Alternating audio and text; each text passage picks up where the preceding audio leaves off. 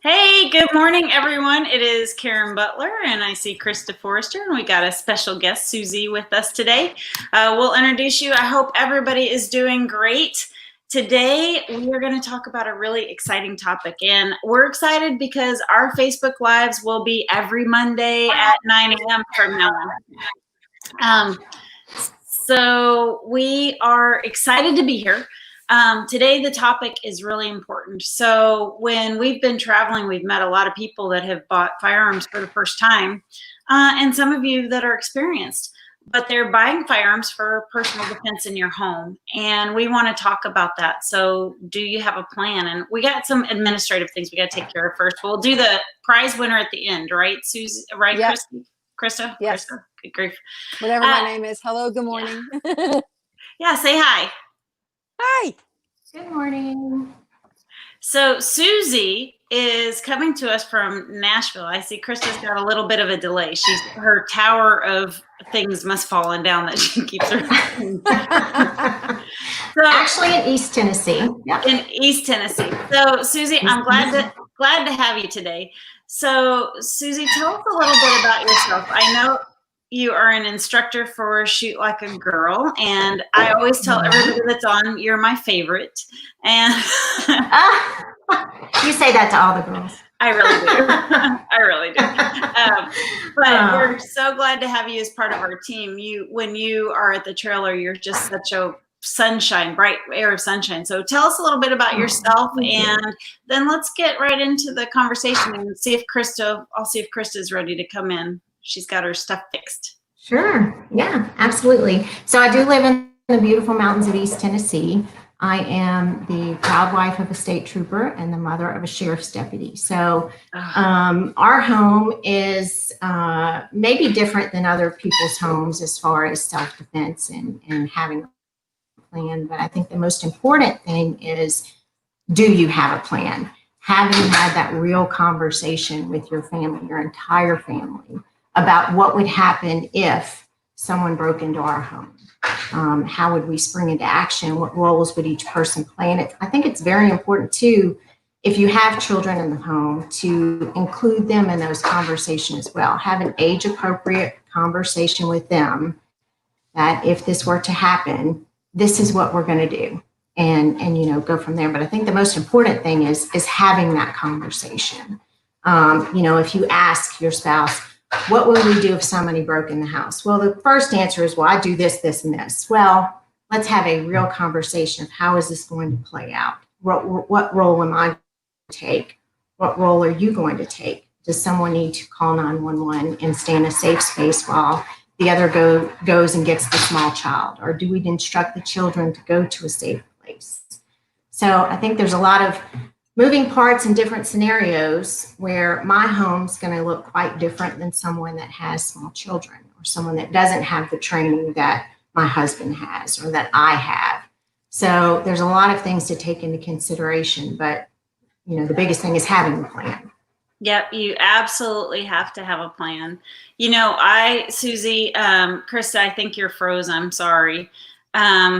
I'm going to pull Krista off just for a little while, y'all, until she gets her stuff on there.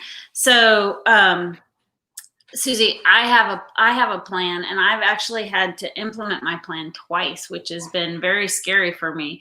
So when my husband, who is a Marine, was deployed, I was living in a city, and all of a sudden my dog started growling outside my back door, and there was gunfire. And I go to the range all the time. I know what gunfire is, and I was like, oh my gosh. Right. And I woke up from a dead sleep with my dog screaming her full head off, and her hair, she's a German short hair pointer, her hair was like that high on her back, like every inch of her body was in alert and protect mode. And so I quickly implemented my plan. And my plan at the time is, I'm not trained to go find somebody and, handle that situation. So my plan is to call 911. I used my bed as a prop because I was shaking so much. And so I had to have some support for my shooting stance. So I got on my knees with my hands on a pillow on my bed. And I know, y'all, I hunt, and that feeling that you get when the big animal comes in.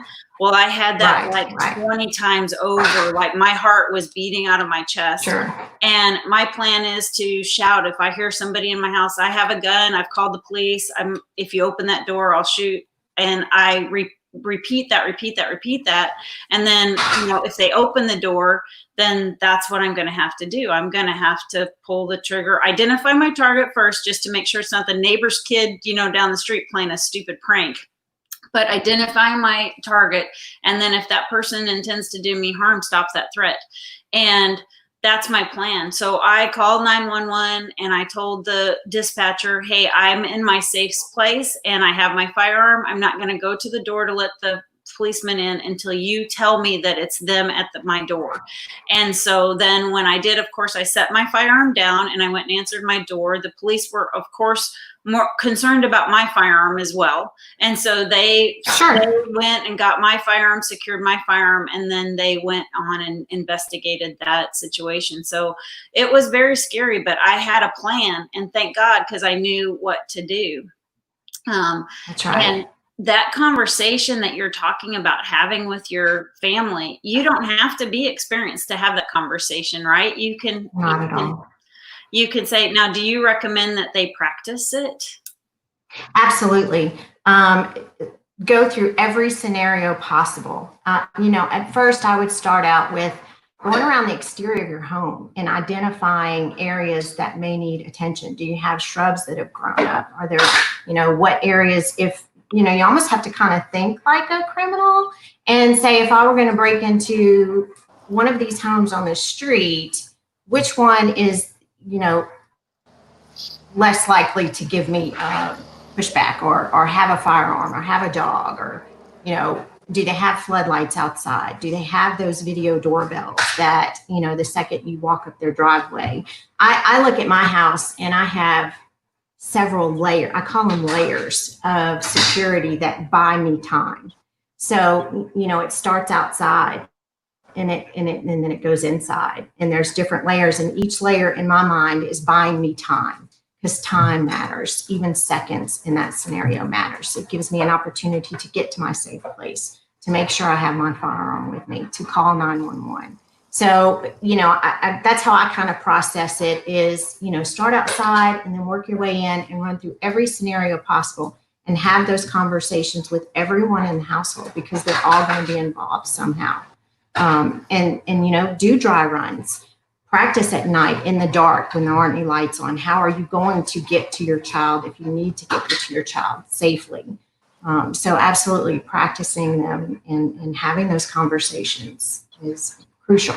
It is crucial. Can y'all hear me? Yes. Yes. Okay, good. I think this is one of those subjects that is not talked about that should be talked about. All of us, whether we are from the older generation, the middle generation, or the younger generation, have gone through some sort of training in life, for tornadoes or hurricanes, school training, fire drills.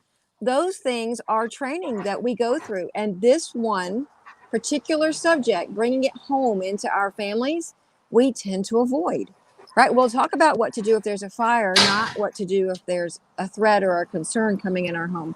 And I think that's where we're failing as a family, whether we're a family of one, because individuals need to train this for themselves, or a larger family.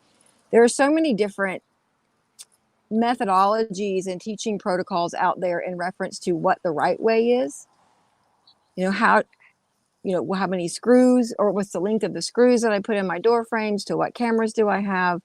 But really comes down to practice a plan, and then have a backup plan, and a backup plan to a backup plan. I think one of the most interesting subjects, and Suzie and Karen, I don't know if you've heard this. I've heard this in one of the courses I've taken, and also it is one of the courses I now teach, where they talk about developing your safe room when you have young children, toddlers and infants, and how that process takes place, because there's time to get to them. And if you have to go to them to get to them and then still travel to a safe room, do you have time to do that? Right. Or do you establish several safe areas in your home? Absolutely. Our home, again, is going to be very different than someone with small children. Right, right. You have a fire in your home. Do you have multiple firearms in your home? Do you have them in strategic places in your home? Several things like that, you want to take into consideration too. Get the training. Call your local law enforcement agency. They have community officers that, they may come out and do a risk assessment on your home, or they may have classes for self-defense or situational awareness. There's so many different things out there. Do research. My goodness, we all spend way too much time on Pinterest. Take a little bit of that time instead and research, having a home defense plan and what you would do. Well, it's true. I think I've been spending a lot of time on Pinterest lately. You've been spending a lot of time on Pinterest because you're building a home, right? So that's throwing you onto that Pinterest website. Yeah, right. So but a lot of home invasions happen during the day. I think an eye-opening experience for me was also in our trailer. Not too long ago, I don't remember what city we were in, but a lady came in and she had tears in her eyes and she was terrified. Scared of firearms, but she was doing the very best thing. She was teaching herself and she was going to get training. She had been a victim of a home invasion. And, she knew from that point on how it felt, just like Karen, you mentioned, the emotions that you go through. So equipping herself with the training and having a plan is something that's going to benefit her because she actually experienced it. And I thought in my mind, wow, and so many times, especially here lately, because our world is changing very rapidly right before our eyes. I've had several ladies reach out to me that are scared of firearms or, and I say, listen, let's train. Let's go to the range. Let me teach you how to safely handle it. And some of them say, well, my husband's the protector of the home. What if he's not there? What if it's a Saturday afternoon and he's playing golf and you're home alone? You really need to take responsibility for your own safety as well. And being a mom, we have children, that mama bear comes out. You want to be able to protect yourself and your kids if it's just you and your kids at home or just you home alone. Right. And I think that so many of us, or so many of everyone, wait till an occurrence has happened, right? They don't pre-plan that. When we think about the caregiver in a relationship, whether it is a group of people that live in the same home or your husband or your partner, as you age, one of you has always been the strong individual. And if the stronger individual, the protector of the family, is the one that needs the caregiving first, then it's the caregiver who hasn't had the training, right? That needs to be proactive with how am I going to take care of myself and my person and my home should something happen. Yeah. And y'all, so once you have that plan established, I think what's really important that people follow the plan and don't deviate from the plan. I'm going to tell one quick story, and I know we got to wrap it up, and this is an important subject, but Todd had just got back from Afghanistan. And so, of course, he wasn't sleeping through the nights. He was on a different alert level than home alert, right? He was transitioning. And all of a sudden, we hear the cat that is an outdoor cat jump on the bed. Meow, meow, meow. Like, okay, how'd the outdoor cat get inside? And then we hear the doors slamming in the wind, our front door. And we're both like, oh my gosh. Of course, Todd went into high alert. We have a plan. The plan, we both listened for a while. We didn't hear anything. And I said, oh, Todd, you know what? I left that door open when I went out and was bringing stuff in. And so it's just the door was unlocked and the wind blew it open. And I was confident in that. But Todd, having just got back from Afghanistan, was not so confident in that. So he's going to go through and do what Marines do. He's going to go make sure that our house doesn't have a bad guy in it. And so he leaves with going through with his firearm, and I am in our plan is I stay in the room, and if anybody other than him comes through the door, I know what to do. Well, if I feel threatened, of course. Well, he's gone for like 30 minutes. I don't hear a thing. It's dead quiet in the house. I'm kind of wanting to go back to sleep because I'm sure I left that door open. And so I started to walk out into the hallway, and it was like a force field stopped me at my door, in my bedroom door, because I was like, the plan. Because you all know what would have happened if I would have gone out there sneaking around looking after him. Mm-hmm. The odds are, he could have thought I was the bad guy. So if you have a plan, really, really, really execute that plan and stay committed to that plan. if you have more than one person involved, so that you don't put yourself in harm's way and that you just take care of yourself. You know, none of us, I said this in an interview, none of us want to shoot an intruder or someone that wishes to do us harm in our home. The best thing in it all would be to have them come in and steal our TV and walk away, right?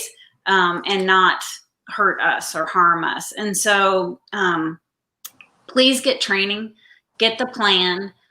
Take what Suzie said. Suzie, one of our listeners, loved your layers of security. That is a great I mean, it can be as simple as, and I like to count mine. I don't know, maybe I'm just weird, but, and I'm not going to go through them on here for obvious reasons. Right. But, you know, even if it's a beware of dog sign on your front door, on your fence, on your back door, and you don't even have a dog, beware of dog, you know, no soliciting, alarm signs, even if you don't have an alarm. But they're getting so affordable now.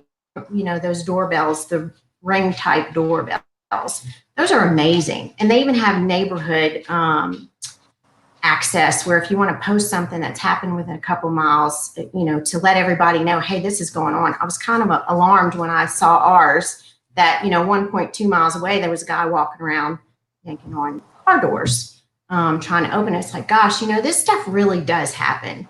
Even though it doesn't make the local news or anything, there's a lot of stuff that happens that I don't think folks are aware of. But, you know, the layers of security in my mind, this is going to buy me this much time. This may be just enough to deter them from breaking into my home. So, yeah, I think counting your layers or levels, you know, and when they get to that last level, that's not a good place to be for them or for me. But the more levels and layers of security I can have, the better. I mean, I think you make a really good point, and we've touched on so many things. There are things out there. There are communication platforms, whether it's through social media or telephone, or we'll call them email trees through neighborhood organizations. And even if you don't live within an actual physical neighborhood, sorry, there's a vehicle going by.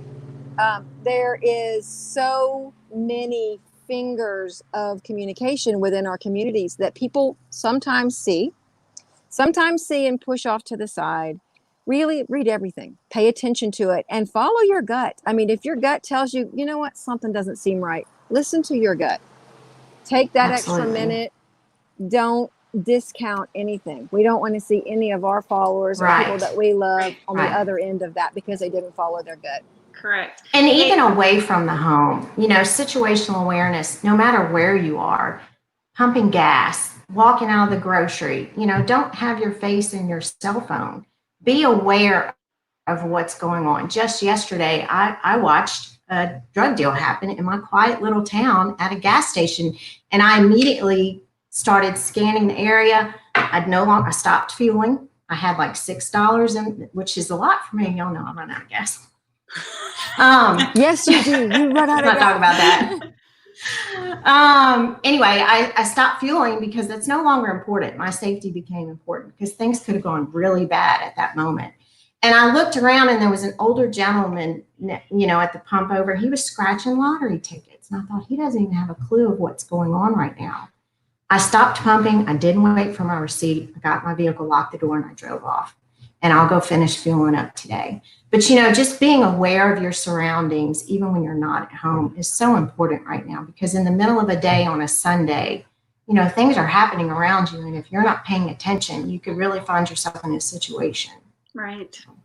Well, Suzie, I think that is really kind of great advice to wrap up today's live, because we try to keep these under 20 minutes so that we don't take people's too much time, but we want to get this important information out. People are buying, firearm sales are on the rise, and all this helps people be safe, responsible gun owners, which we know that that's their end goal. I'm going to do something a little out of the ordinary before I turn it over to Christa. I just want to say that if y'all can have good thoughts and prayers, we have a lot of families and people that are still affected by COVID. There's been a lot more hospitalizations of people that we know. I don't know if that's happening to you guys, but So while we all try to be responsible with COVID and social distancing and all the things the CDC says, it's also good to think of those people. And then we had a teammate that had a family member that had a very severe accident. I'm not going to say any more, but I am just going to ask that everybody keeps our team and their families in their thoughts and prayers. And Suzie, for you, for a family of law enforcement, we just want to say that I'm sure all of the people listening here would like to say thank you to you. I know it cannot be easy as a spouse and a mother of law enforcement right now with all of the disparaging comments that are in the media and in the news. But the majority, I'm confident the majority of Americans and the majority of us and all of us on Shoot Like Girls team, we really applaud our law enforcement, and we're very thankful that they're out there helping us stay safe and keep the peace so that we don't have to engage with the bad guy, because, you know, they're there so that we don't have to. And that's good. I'm going to end it on that because I know Chris has got more fun stuff, but I just had to add that kind of sombering thing. You guys, all of you, have a great rest of the week, and I'll turn it to Chris to kind of wrap things up. Thanks, Suzie, for being here. Thank you. Suzie, thank you for joining us today. Thank you. Remember, it's always such a good time to be with y'all. Always keep your gas tank at half full, and you will never put yourself in that situation. Listen, I know, but I'm like the poster child for AAA. They know me by name. So I'll do better. Okay. My husband and I are polar opposites, so but I'll do better. I just had to say that. So as you guys know, last week we started back our summertime lives, and in order to be entered to be eligible to win the Shoot Like a Girl swag bag, you had to know or comment on Dub's dogs' names, which were Guinness and Stella. So we have a winner. It's Dinah Call, Kahl. I think I'm saying that correctly. So I will send you a message and get your mailing address and shirt size, and we'll go from there. For this week, I would love to see comments. I can't see comments from where I'm sitting now, but comment on the one thing you know you need to improve on in your personal security plan. Is it better floodlight systems? Is it keeping your car doors locked in the driveway? Is it getting your head out of your cell phone? One thing that you know as a personal individual need to improve upon. Yes, Karen? I'm sorry, but I don't think I love that idea, but ladies, just put, I have something to work on. Don't put specifically what it is, because we don't want any, you know, stalkers out there watching what you post on Facebook to look at your weakness and go after it. So just put that you have something to work on. Got it. Yes, very good catch, Karen. Thank you. So make a comment that you have something to work on and commit to yourself that you're going to work on it. We'll do a drawing for next week. Next Monday morning, we have a special live with one of our new partners. I don't want to say who they are yet because we haven't made the formal announcement, but they're going to be on joining us, talking a little bit about their excitement to be with Shoot Like a Girl as we travel the country the rest of the year, and how it can impact you as a follower, both in person and on social media. So can't wait to see you next week. Bye, y'all. Thank you, Suzie. Everyone.